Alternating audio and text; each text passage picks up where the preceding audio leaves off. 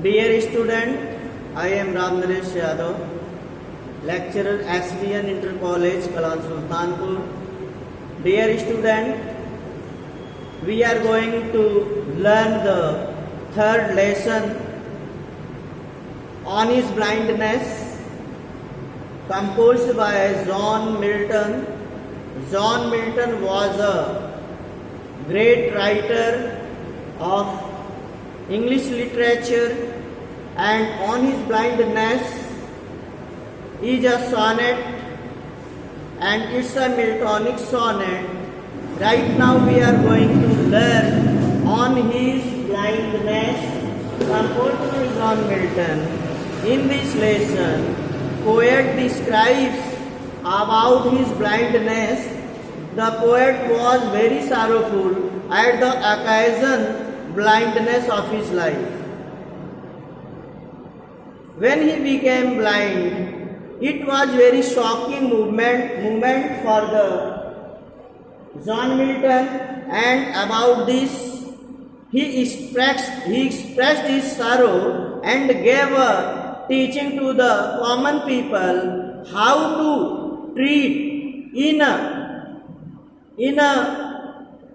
that situation when a man fell in a great problem, how to struggle. And he also tells us that how to follow your duty, and situation is good or bad, but don't be hopeless and work rightly in a positive way. It's a teaching of the poem.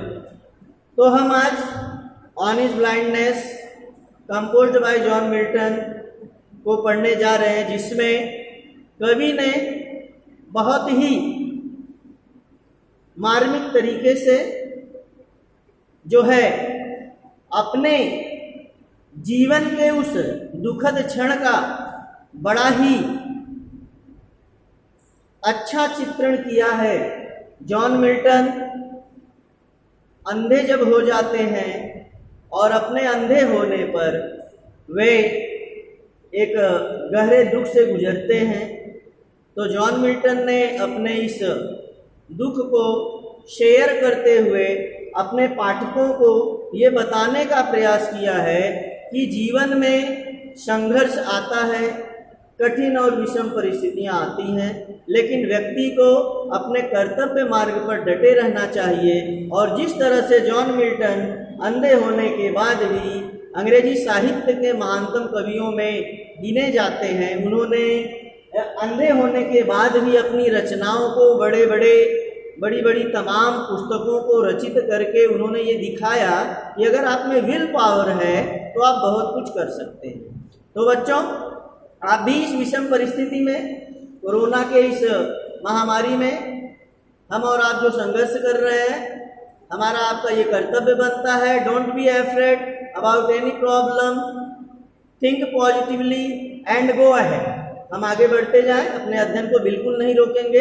तो इस video को आप बहुत ही ध्यान से देखेंगे और बिल्कुल निराश होने की ज़रूरत नहीं है। अगर आप में विल पावर है तो आप जो है इस वीडियो के माध्यम से भी इस पाठ को बहुत बखूबी पढ़ सकते हैं। तो अब लाइन टू लाइन हम शुरू करते हैं। आगे देखते हैं।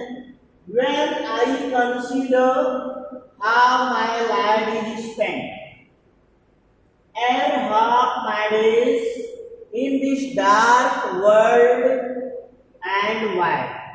इन पंक्तियों में कवि कहता है कि इस अंधकार में, डार्क वर्ल्ड, अंधकार में, और वाइड का मतलब है विस्तृत संसार से। संसार बहुत बड़ा है, इस अंधकार में, विस्तृत संसार में, संसार अंधकार में है अर्थात अज्ञानता से भरा हुआ है और बड़ा ही विशालकाय विस्तृत है। इस अंधकार में, विस्तृत संसार में कवि कहता है कि मेरी आधी उम्र बीतने से पहले, मेरी आधी उम्र बीतने से पहले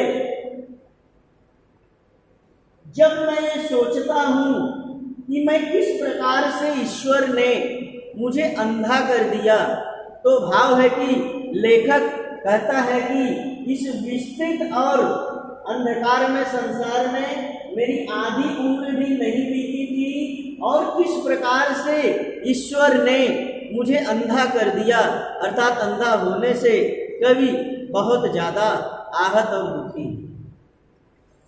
and one that talent which is डेप्थ to height.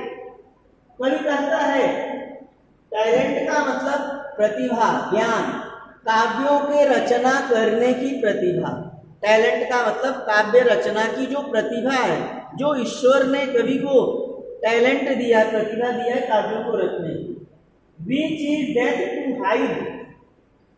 Death to hide मतलब छिपाना या कर्तव्य मार्ग से हट जाना।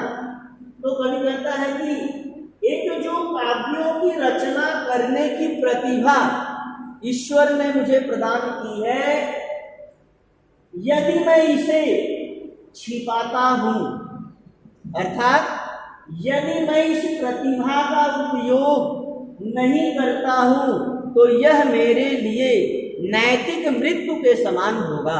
अर्थात कवि कहता है कि अगर मेरे अंदर जो प्रतिभा है, उस प्रतिभा का उपयोग, उस ज्ञान का उपयोग मैं नहीं करता हूं, तो यह मेरे लिए मरने के बराबर होगा।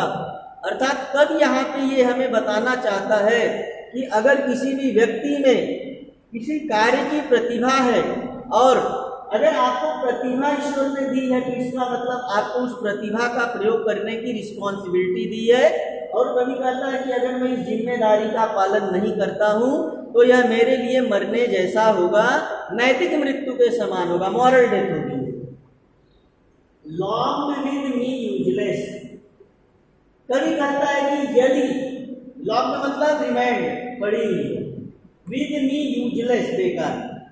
कभी कहता है कि अगर इस काम में प्रतिभा का उपयोग मैं नहीं करता हूं, तो यह मेरे पास बेकार में पड़ी रह जाएगी। काव्यों की रचना करने की जो शक्ति है, जो ज्ञान है कवि में, अगर वह उसका उपयोग नहीं करता है, तो वह काव्य प्रतिभा उसके पास बेकार में रह जाएगी।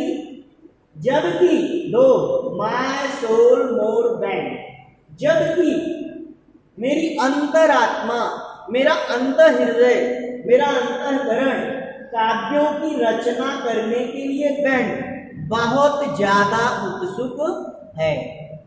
कवि कहता है कि अगर मैं इस काव्य प्रतिभा का प्रयोग नहीं करता हूं, तो यह काव्य प्रतिभा मेरे पास बेकार में पड़ी रह जाएगी, अर्थात मेरा जो ज्ञान है वो मेरे पास बेकार में रह जाएगा।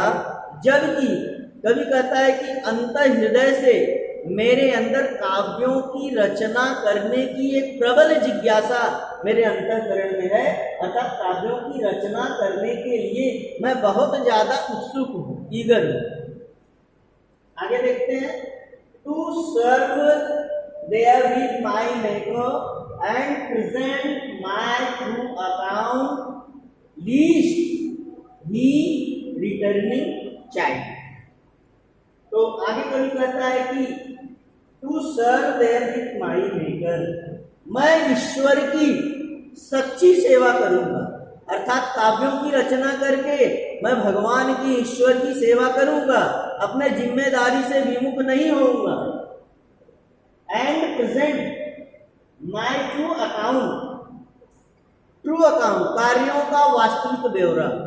कवि कहता है कि मैं अपने कार्यों का वास्तविक ब्यौरा ईश्वर के सामने प्रस्तुत कर दूंगा, अर्थात मैं अपने जीवन में जिन कार्यों को किया हूं वह मैं सही सही ईश्वर को बता दूंगा।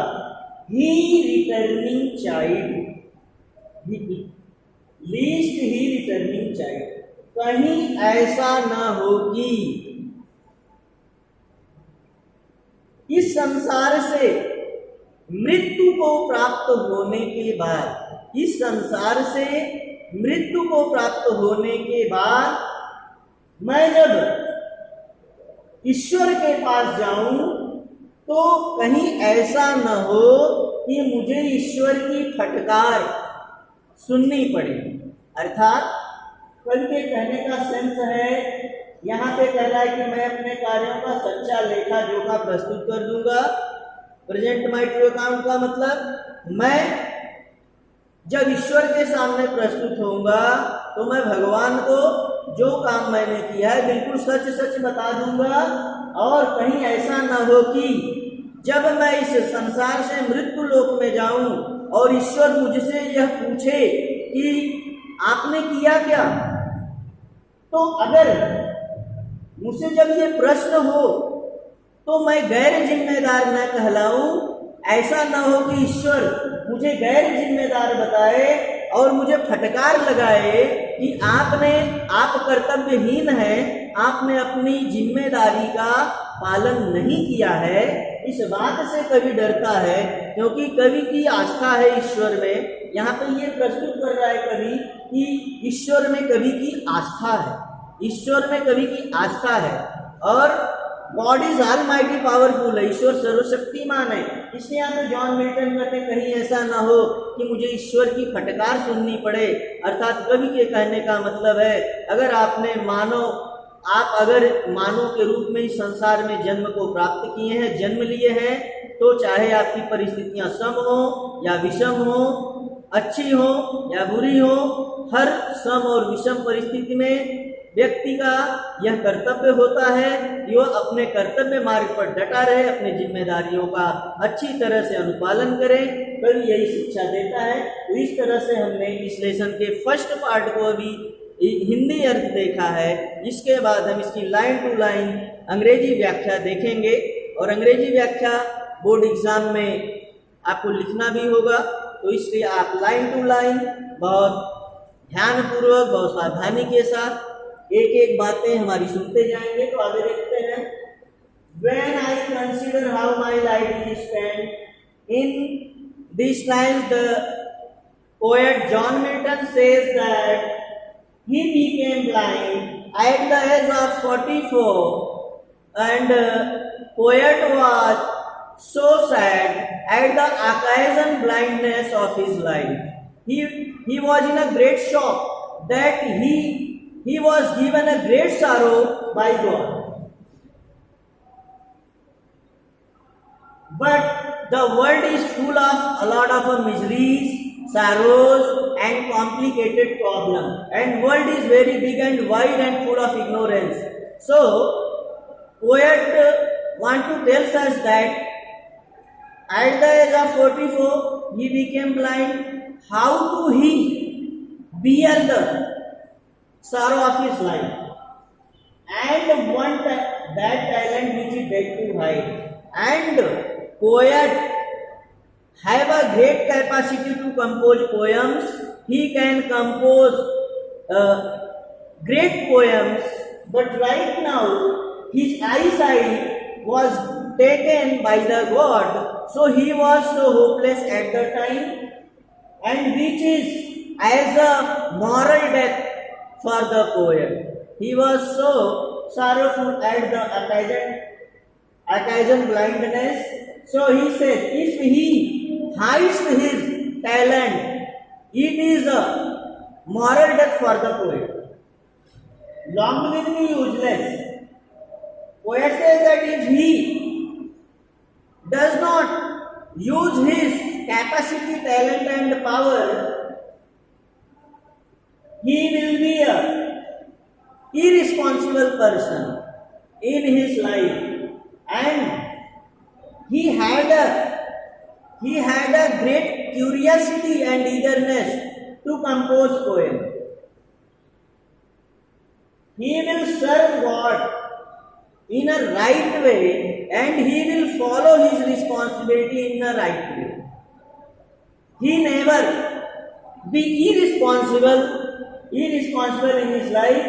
He will tell all the actual activity and work of his life when he was asked by the God about his duty and about his activity of his life. He promises that he will present his actual working account before God, and God had a great belief. So he says that John Milton was really very fearful about his working analysis. So he was very fearful that he was rebuked by the God if he will not follow the responsibilities of his life. So it is the duty of a John Milton. He accepts his duty that he will do his work in a right way. He will not be so hopeless, and it is the actual responsibility of the human life that he will compose for it. तो इस प्रकार से अभी आपने हिंदी और अंग्रेजी व्याख्या सुना। तो इस स्टैंजा को आप अच्छे से पढ़ेंगे, बढ़िया से पढ़ेंगे। Have a nice day, have a good day, thank you.